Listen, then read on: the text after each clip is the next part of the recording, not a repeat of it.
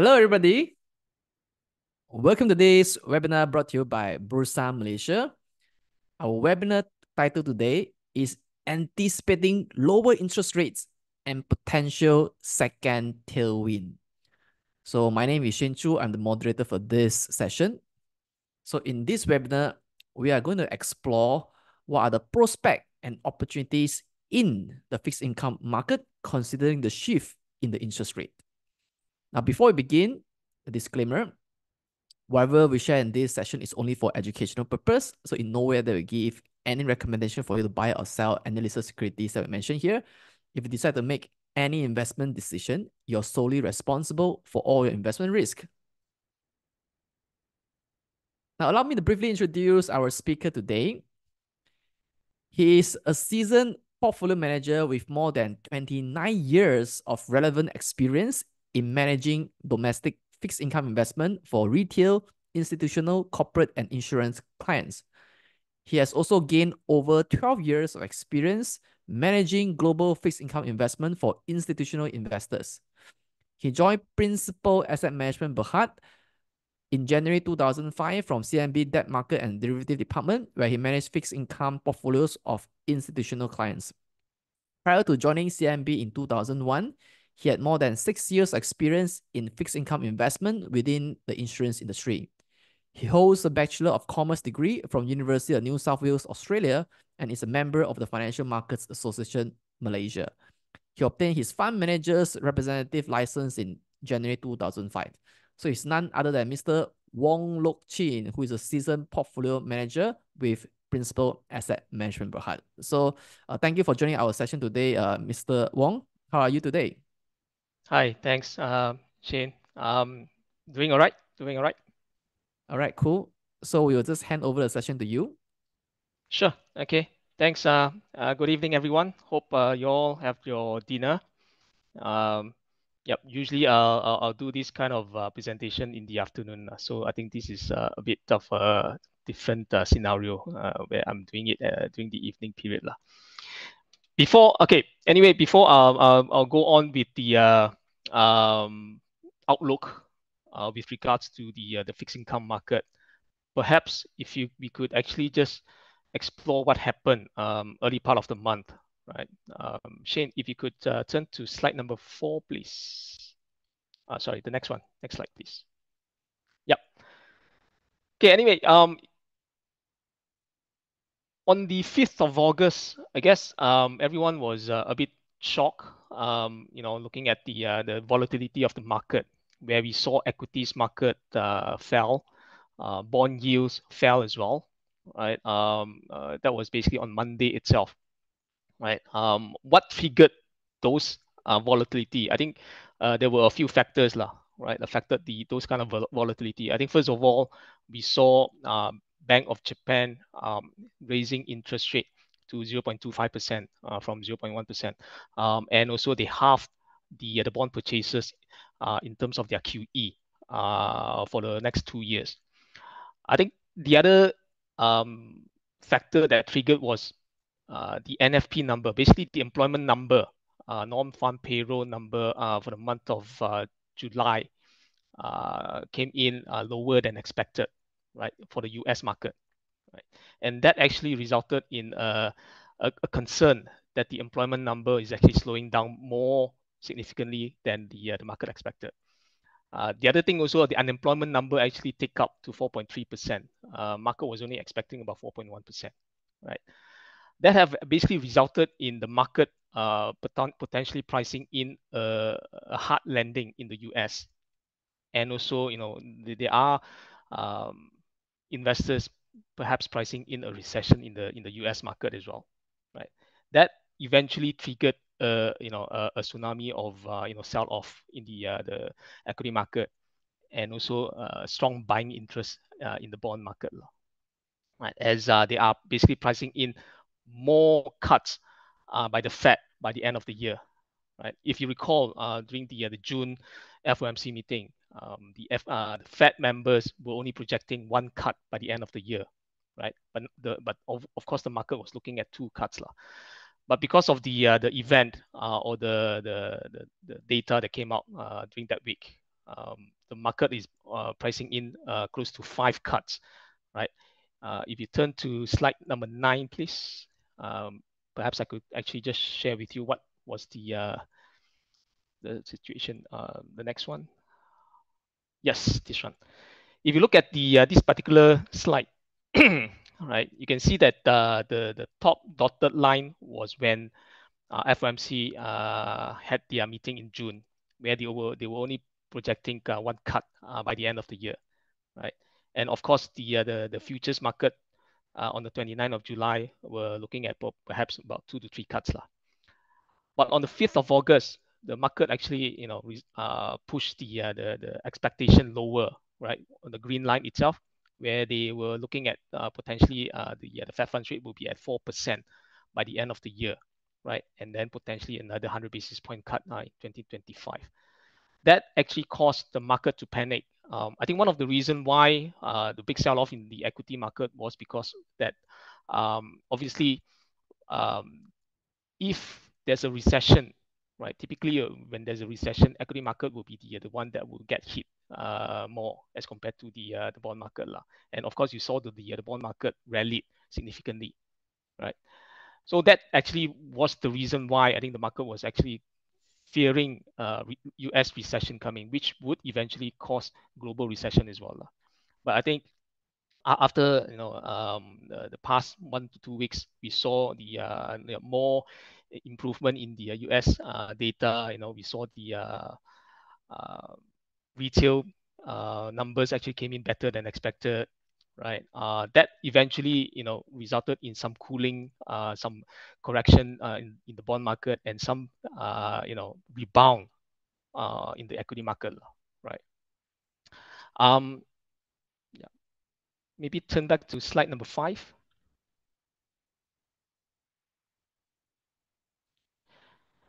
Yeah, another thing to also do take note also, because of the BOJ recent interest rate hike, that has also caused some unwinding of the yen trades, right? As you all know, Bank of Japan has been maintaining its interest rate low, negative interest rate or close to zero for the longest time, right? More, I think more compared to the US market, the US Fed lah.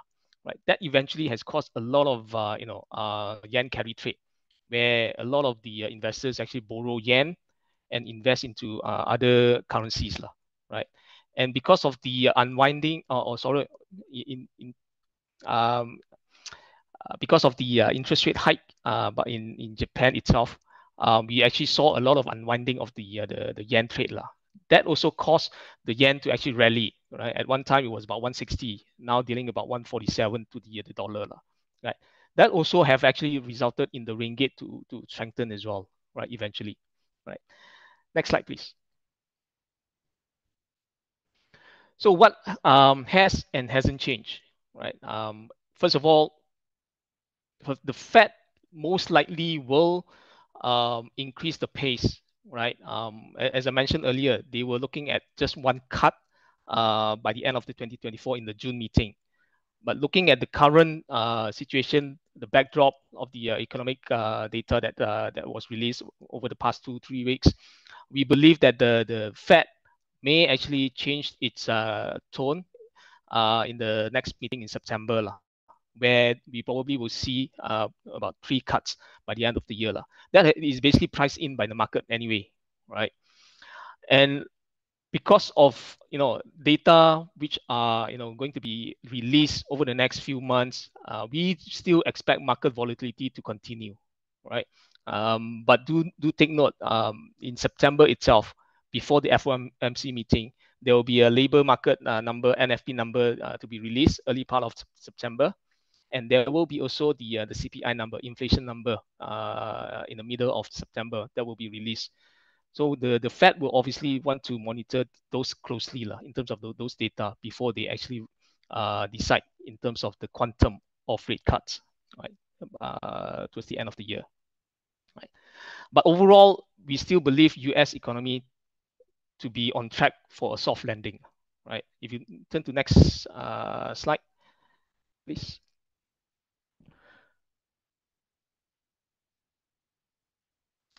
Okay. On the macro assumption for the second half, first of all, we know U.S. economy is going to be going through a soft landing, right? I think due to the cooling of the labor market, because of the tightness of the credit conditions, due to the higher interest rate, that has resulted in a slowdown, right, in the U.S.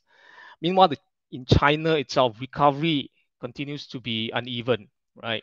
That basically the key lies in restoring corporate and household confidence, as well as basically trying to address the property market challenges lah.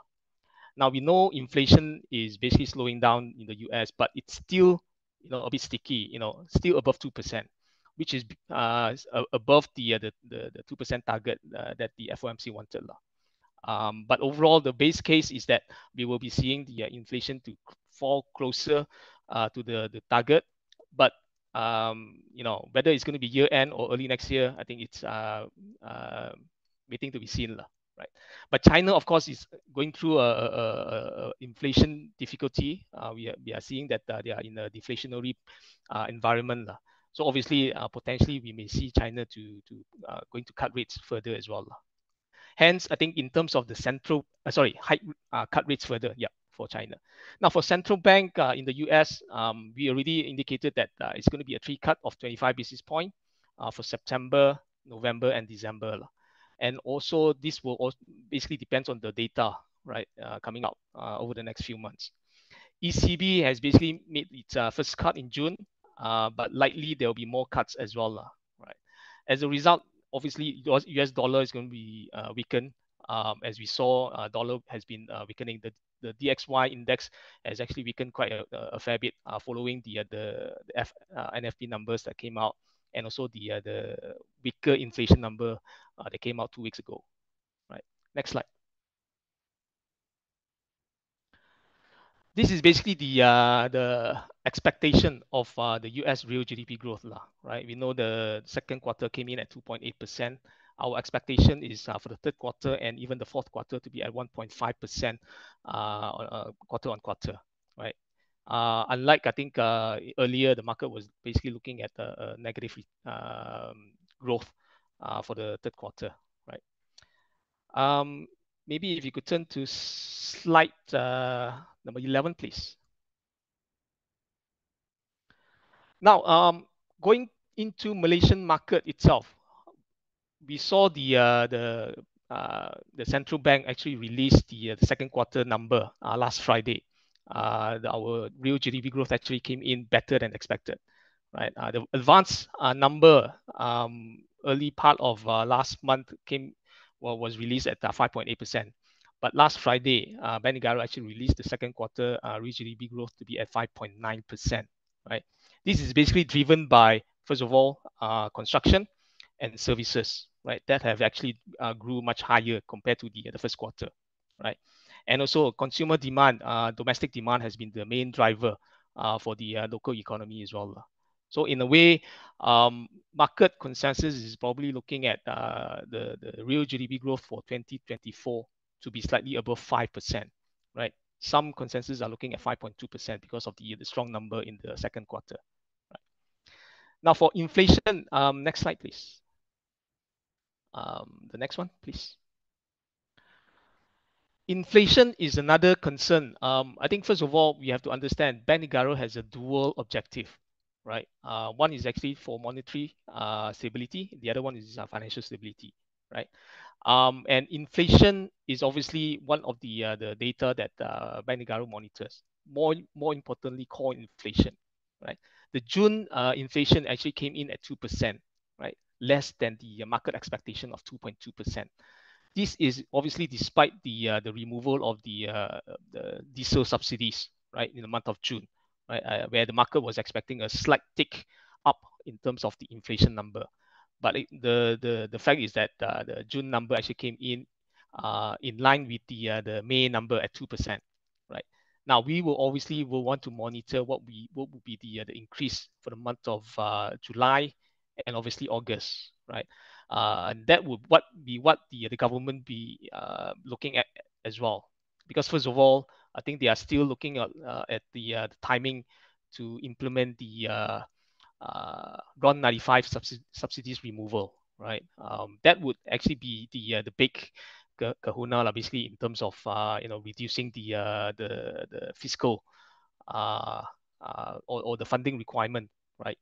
So as such, I think Bank Negara, or rather the government, would be very cautious in terms of timing the removal of RON 95 going forward, right? Now, based on the backdrop of the growth expectation for 2024 and also the inflation expectation for 2024, we do expect Bank Negara to maintain its OPR at 3%, right? I think for the rest of the year, even for the first half of next year as well. I think firstly, we don't foresee core inflation to be a concern. The other thing will be GDP growth remains very stable. Anything above 4.5 to 5% seems to be the number that what the Bank Negara would want the growth to be. Okay, next slide. Okay, we do know that the government's target is to actually reduce fiscal deficit, right? We had a very high fiscal deficit since the pandemic, right? From 6.2% to 6.4%. Now it's actually potentially going down to fiscal deficit of 4.3% in 2024. I think first of all, the government is actually trying to reduce it to around 3 to 3.5%, right? By I think in order for the government to actually reduce the fiscal deficit, first of all, they have to actually implement some form of policy reforms, right? Subsidy reforms. That's what they've been doing in terms of the diesel. Hopefully, they'll be able to actually implement the RON 95 as well, and that is actually potentially will provide a base for the fiscal deficit to be reduced. Now, the only concern is that we've heard about the government is implementing, or rather increasing the government servants' salary, right, by the end of the year, likely to be announced in the budget 2025 in October. Now, what could actually happen is that there'll be, the government would need higher funding to actually fund all this increase in terms of the salary, right? So in a way, I do believe they would have to actually implement the RON 95 subsidies to actually be able to fund those kind of increase in terms of the salary. Otherwise, it's a bit difficult for the fiscal deficit to actually be on target at -3% or 3.5% by the end of next year or 2026. That was the government target. Right. Next slide. Okay. For the bond market in Malaysia, right? First of all, we know Bank Negara has actually raised the interest rate to 3%, right? Since last year. Now, we do believe that the yield it remains attractive, right? Despite the higher issuances of bond in the Malaysian market, right? And if you look at the yield differential, right? More importantly, those double A's and single A's, it's still hovering above let's say averaging about 27 to 50 basis point, right? Depending on what rating we are holding, and that actually will still provide a higher total return as compared to where we hold the MGS, right? More importantly, if you look at the overall yield pickup from a bond market itself, we are still able to garner close to about 4% to 4.5%, depending on what sort of rating that we have, right? And the other thing also, if you turn to next slide, please. The ringgit bond market is mainly supported by the local institutions, right? So you can see that the domestic holders, right, comprising close to about 80%, comes from banking institutions and EPF, right? Foreign holders are holding close to about 20%, which is still significant. But obviously, I think they see our ringgit market to be fairly attractive, and because of the liquidity in the market, provide them those kind of trading opportunity lah, right? I think more importantly is because of the yield pickup as compared to a lot of our regional countries yield. For example, Thailand, right, which is yielding close to about 2%, right? So I think that's basically one of the reasons why our bond market has been very well supported, right? Firstly, because of our local investors, local institutional investors, and also the foreign holders, lah, right? Okay, next slide. This slide is basically just to share with you, when there's a start of interest rate cut, right, cycle, is actually a positive catalyst for bond market, right? You can see that over the past, I think, 20 to 30 years, where we saw the peak of interest rate, and potentially when there's a cut, we will see a slightly better total return when there's a rate cut, lah, right? As you can see from let's say 1980, right, when the Fed cuts, the bond market actually returned about close to 35%. Now for 2018 itself, the bond actually returned close to 12%, right?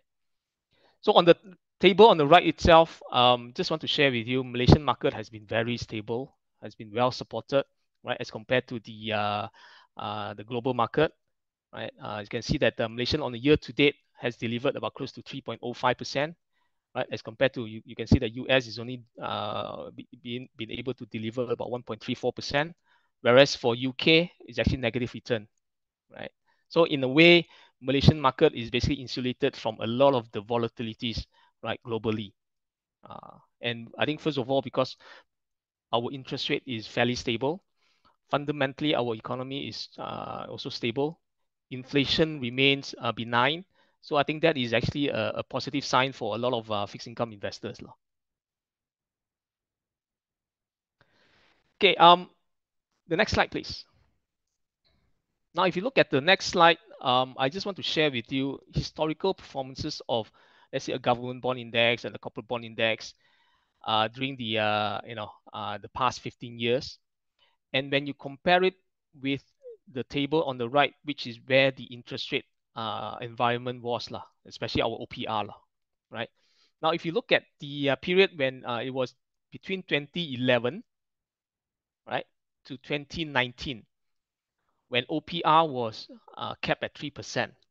There were times that Bank Negara actually hiked it to 3.25, but eventually it came down to 3%. So what I'm trying to say is that as long as interest rate remains close to 3% and stable, we do expect bond market to deliver a positive return, right? Now you can see that on the middle table itself, the corporate index, right, the corporate all bond index, right, from 2011 delivered about 5.5%, up to 2019 about 8.59%, right?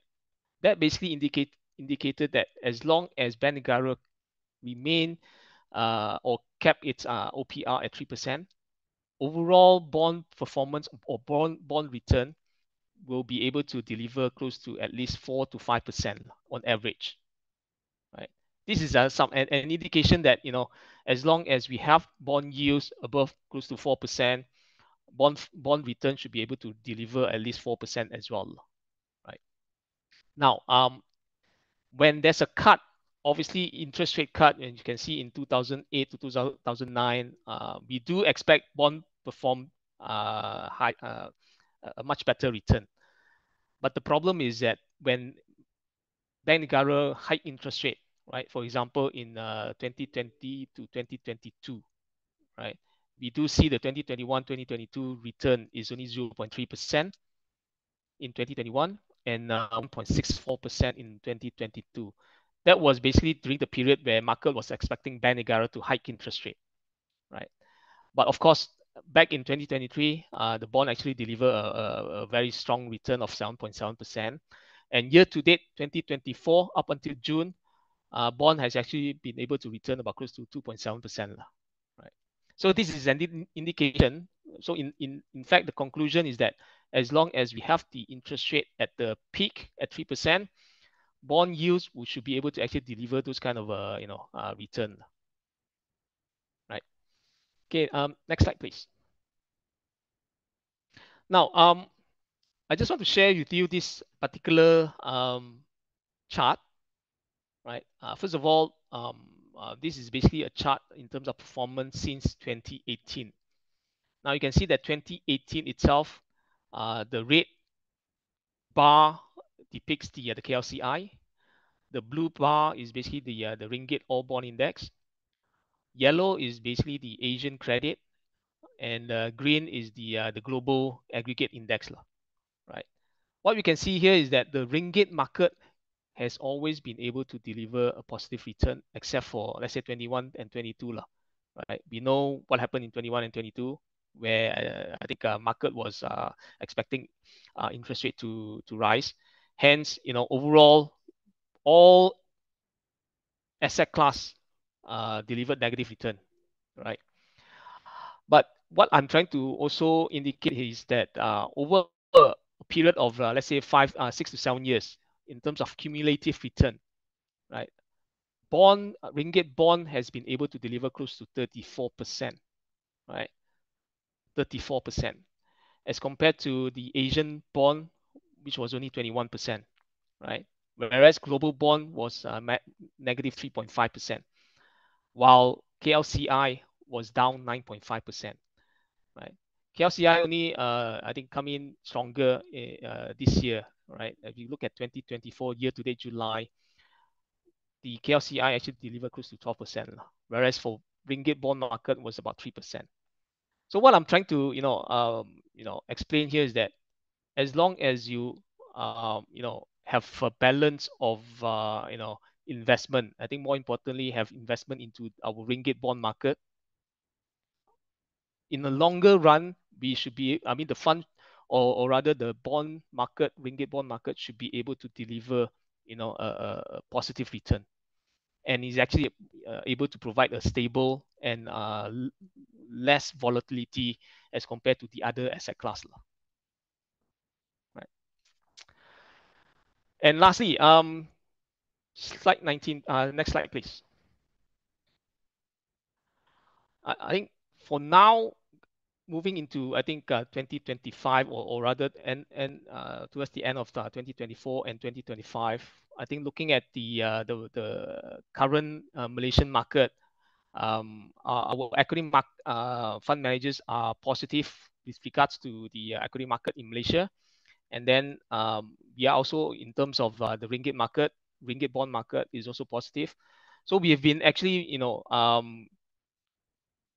aggressively promoting, investors moving into balanced fund, because I think that's where I think the investors should be able to actually get those kind of higher total return, right, coming from equity market because of the growth stocks, and also income coming from the bond market, right? So I think if you look at this chart itself, when there's a severe downturn, right, the balanced income is able to actually provide a less volatility as compared to an aggressive or growth domestic strategy, right? You can see the purple line is quite volatile as compared to the yellow line, right? So by investing into a balance, you may be able to get a higher set of return as compared to fixed income as well, right? So in conclusion, the next slide, please. So why do we invest in fixed income now? I think firstly, yields are attractive now because it has actually peaked in terms of interest rate, right? Like I already indicated earlier, right? With the OPR maintaining at 3%, most of the bond performance should be able to deliver close to about 4 to 5%, right? And income, secondly, is income. More importantly, because investing into bonds do provide coupons, or rather profit for Sukuk, right? These are paid regularly on a 6 monthly basis, and we are able to actually distribute those coupons or interest income as dividend income, right, for the fund. For fixed income, as I also indicated earlier, it is actually stable, right? It has been, fairly stable, less volatile as compared to other asset class throughout the those kind of market cycles lah. Although we do once in a while deliver close to 0% return, or rather 1% return, like we saw in 2021 and 2022, but it does come back strongly, right, over the next couple of years lah, where on average basis, we should be able to deliver at least a 4 to 5% return, right? And lastly, duration. I think exposure wise, currently because of the yield pickup, I think our preference is actually to invest into longer duration to provide those kind of yield pickup, and also potentially we never know, right? Bank Negara may actually one day cut interest rate because of a slower growth and falling inflation, right? So from the drop in the interest rate, potentially there will be capital gains that we can actually be able to garner from it. Yeah. I think that's basically what I am trying to promote. Investing into fixed income to be able to get those kind of stable income on a regular basis. Yeah.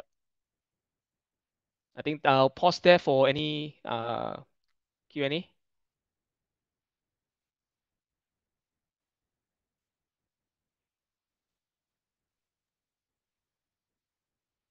Or back to you, Shane. All right, thank you so much, Mr. Wong, for sharing with us about the prospect and opportunities in the fixed income market, given the shift in the interest rate hike, in the interest rate policy by the Federal Reserve. So if you have any questions to ask our speaker today, please write your question in the Q&A box, okay? Not the chat box, write them at the Q&A box. So I've seen a number of questions on the Q&A panel now. First question is by Ng Zilun. So, Mr. Wong, how do you see the carry trade activities in the Japanese market? Have the unwinding action been completed? Okay, that's a good question. I think it's a bit difficult to gauge whether the unwinding has been completed because over the years, over the past, I think 10, 15 years, when BOJ has been keeping its interest rate close to zero, and I think a couple of years at negative interest rate, I think there are a lot of yen carry trades, right?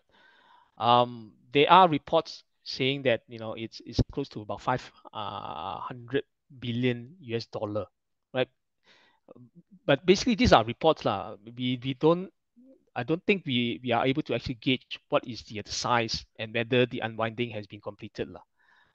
Like I mentioned earlier, I think with the uncertainty going forward, we will still expect volatility, right? The volatility will also be impacted by the unwinding of the yen carry trade, right? So I think it's a bit difficult to gauge whether it's been completed or not in terms of the unwinding of the yen carry trade. Yeah. All right. The next question is by Lily.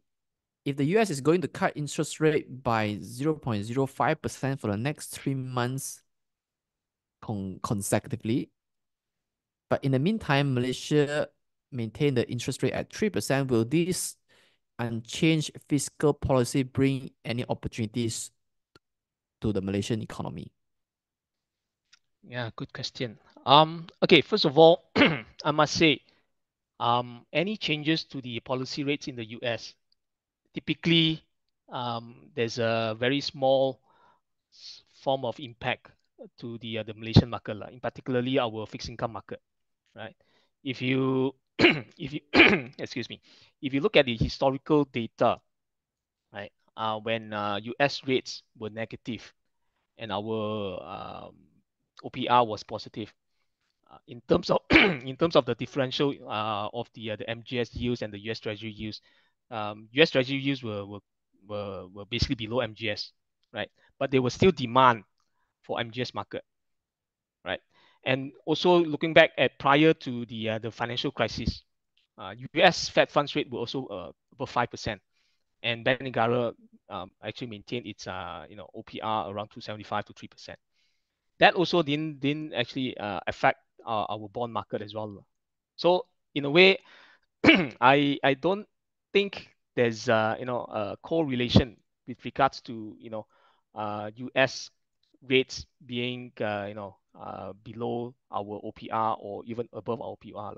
So as long as for Malaysia itself, we have to monitor our fundamental. First of all, our GDP.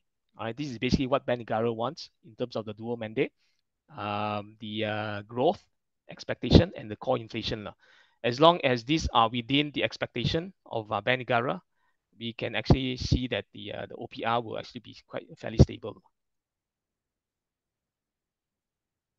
Thanks, Mr. Wong. Yep. So the next question is by Eugene.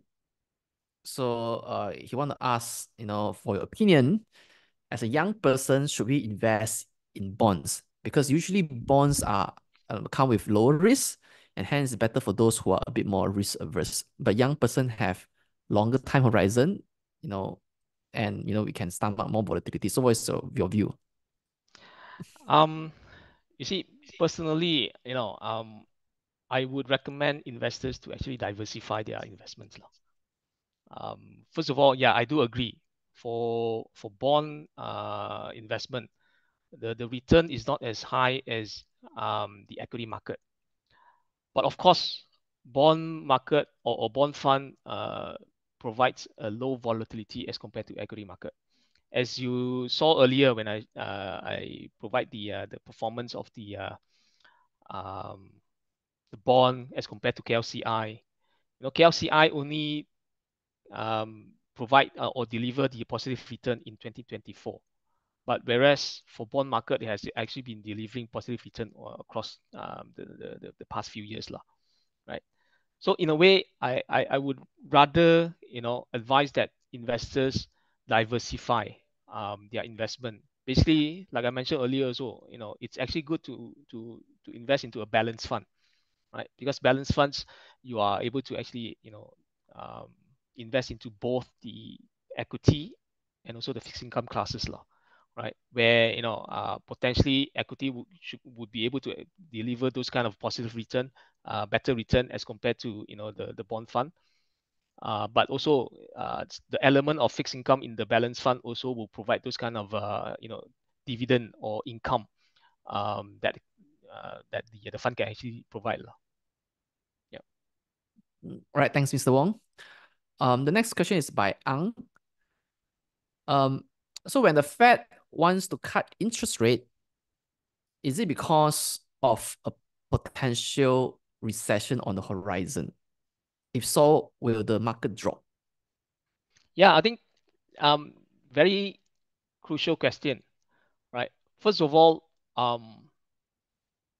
the Fed is basically, I think, same like Bank Negara. They have a dual mandate. I think more importantly, the FOMC members monitor the inflation very closely, right? I think over the past 1 to 2 years, the Fed has been looking at inflation number more closely compared to the employment number, because employment number has been very strong over the past 1 year, right?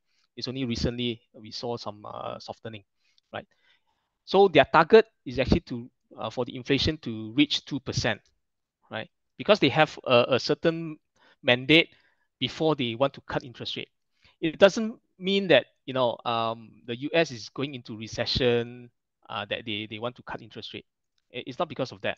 I think more importantly because they are looking at the inflation to actually moderate closely to the 2% target before they want to start easing the monetary policy.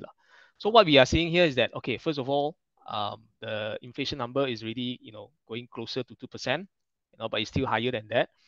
But secondly, more importantly, employment number, the labor market has seen an uptick in terms of unemployment, right? In the US, right? Labor market is seeing a slowdown. I think that is some of the data that the Fed is a bit worried, right? Because of those data that actually just came out 2 weeks ago. This is what I think the market is probably trying to price in, that the FOMC will actually cut interest rate, right? But I mean, the issue of whether they're going to cut interest rate on a gradual basis, or it's going to be aggressive manner, it all depends on where the growth expectation will be. I think what who is it? Stan. Is it Stan? Or Alex? I think the question is that No, this by Ang. if, oh, by Ang, sorry. If the US going to see a recession, right? I think the potential of US cutting aggressively is there, right? So I think like what we initially I think saw in the first week of August, right? As I also indicated earlier, the market was actually pricing in a US recession. They actually were pricing in a hard landing in the US economy. I think that's why they were actually basically looking at more than 4 to 5 cuts this year, and this is why the equity market actually collapsed, right? But eventually, like I mentioned earlier, right, there was a reversal in terms of the expectation of the U.S. economy, right? Now I think the market realized that it's not recession, it's not hard landing that the U.S. economy is going to be having. Hence, the market is basically slowly repricing the interest rate cut to around 3 cuts by the end of the year. So as such, as long as we see the US FOMC, gradually cut interest rate, both the asset class, equity, and also fixed income market will actually be, more or less perform, right? The only concern is that, if there's going to be a recession, yeah, then the FOMC have no choice but to cut aggressively. That would actually be, negative for the equity market. Right. Thanks, Mr. Wong, for sharing your take on this. Um, there's one question from Deb. Um, his question is on if the interest rate is cut, the US may have difficulty selling their bonds, and also Democrats need to look good before the presidential election. So, what do you think about that? Will a rate cut is a definite thing in September? Um, yeah, I think that's a very tricky question. I think first of all, we know U.S. Treasuries who are the main buyers, lah. First of all, I think foreign investors are the main buyer of the U.S. Treasuries, right? Namely the Japanese government and also the Chinese government, lah, right? So in a way, when there's a rate cut, obviously U.S. Treasury yields will actually drop, right? And whether there's going to be demand for the U.S. Treasury yields, I think it all depends on the demand for the U.S. market as well. So I cannot actually gauge whether there will be lack of slow demand for the U.S. Treasuries going forward because of the lower interest rate. It's a bit difficult to answer those that question. All right, understand. Thanks, Mr. Wong. The next question is from Lily. Just now you mentioned that our government has objective to reduce fiscal deficit with all this kind of reform. So what benefit will it bring to the Malaysian economy besides seeing the positive impact on the fixed income market? Okay. Okay. First of all, you know that fiscal deficit, is basically a deficit in terms of funding requirement, right, by the government as compared to the expenses that they need to make, right? And over the years, the fiscal deficit is looking to actually narrow, right? And the purpose is actually to reduce funding on all these unnecessary expenses, right? And also, by reducing those kind of expenses, by reducing the deficit, the funding requirement by the government will also be reduced, right? And that would eventually, reduce the debt of the government as well, right? And by reducing the deficit, as you all recall, Fitch actually downgraded Malaysian sovereign rating, right, to a single A minus back in, if I'm not mistaken, 2021 or 2022 because of the higher deficit, right, due to the higher funding requirement, right. So I think that's one of the main policy by the federal government is actually to reduce the fiscal deficit, and one of the reasons is actually to install our credit rating as well, right? So with the Fitch rating potentially upgrading, or potentially other international rating agencies upgrading our rating because of the strong performance of our fiscal balance, we could actually see more foreign investors coming into our market, right? And that could also result in our ringgit to perform much better as compared to I think over the past 3 years. Yeah, I think probably you're seeing that our ringgit has been fairly strong over the Yeah. past 2 weeks, right? Right. So I think the other one of the reasons is because our second quarter GDP has been actually stronger than expected, right? And I think the government is doing the right thing of trying to reduce the fiscal deficit by introducing the diesel subsidies reform, right? I think that is a positive factor that is also basically driving some of the fundamental for the ringgit strengthening. All right. Thanks, Mr. Wong. Mr. Wong, we know that you are a fund manager in the fixed income market. There are several questions on the equities market. I'm not sure whether you have done adequate research on the equities market. So the first question here is that I'm not sure if, as an asset management firm, do you have a target for FPM KLCI for the end of 2024? Um, okay. I think we do have. I do believe it's about 1,007 lah, if I'm not mistaken. I because like you said lah, I'm not the equity fund manager, so I don't have the data. But I think coming from my equity colleague, our target is basically about close to 1,007 lah. All right. Thanks for sharing your view. With the Yeah. projected US interest rate cuts, will we see an increased uptake in the Malaysian equities? Okay, another question on equities, which I Yeah. don't think All right. I shall be actually answering that question lah. So sorry. Okay. No problem. I think there are a lot more questions on the equities, so I guess we will restrict it to the fixed income market. Sure.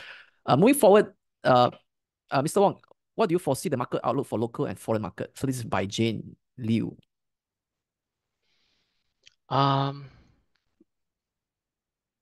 Which particular market? Are we talking about the fixed income market, I think you need to comment on or the the fixed overall income market, market. is it?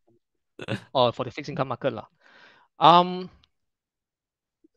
I think as long as, for me lah, as long as interest rate remains, at this current level at 3%, right? And as long as our fundamental continues to be strong, and also ringgit remains stable, we could actually see the local bond market to actually strive lah, right?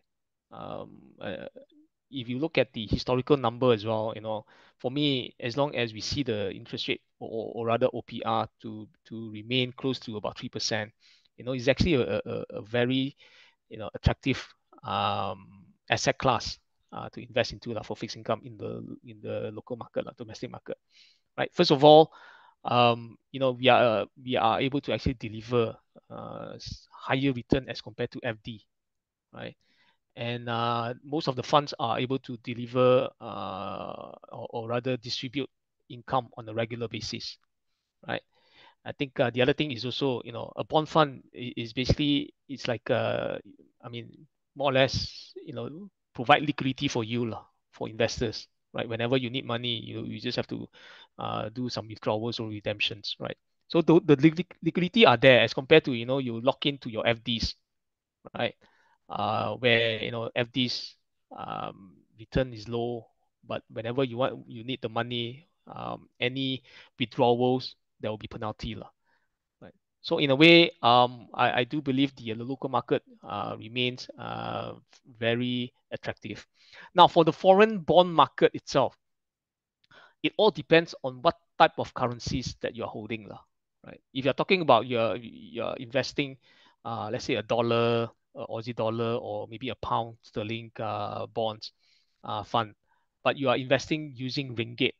Obviously, with the ringgit strengthening, it's not really palatable, right, to invest now, right? Because whatever that you gain from the capital gains from the bond, you probably lose out from the currency, right? Unless you hedge your currency position, right?